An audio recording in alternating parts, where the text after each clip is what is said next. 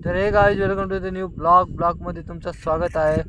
तर आता आम्ही फिरायला आलो आहे संध्याकाळच्या वेळेला।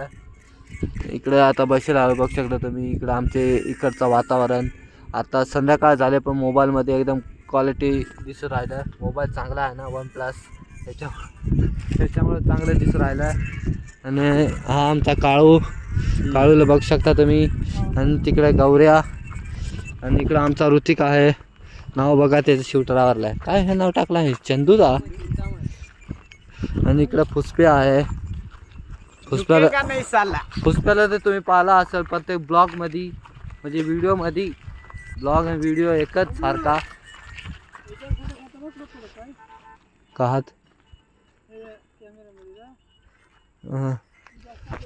तर आता आम्ही चाललो घरी। तुम्हाला आमचं गाव नाही जाऊ शकत, मी फेमस झालो का मग दावीन हां, मग डायरेक्ट गावात याचा भेटाय मला ठेवू मग मित्रांनो, ठेवू का नको ठेवू।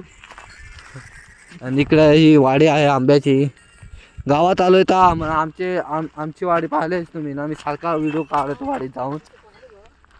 आणि इकडं जाळेला आहे, काय दिसा त्याच्यावर भात पिरजल, नाही तर नागली, नाही तर वरी, नाही तर उडीद नाही ना पिरजल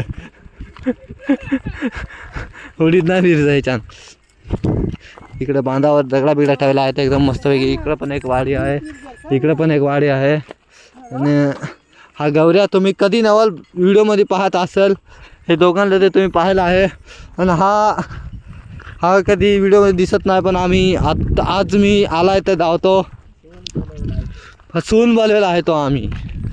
आणि इकडं गवर आहे, इकडं ह्या वाळला ना का मग आसा बनत आहे, जाळा लागत आहे त्या आसा बनत आहे। तर तुम्हाला शेतीविषयी माहीत नसेल तर माझ्याकडून घेऊन टाका,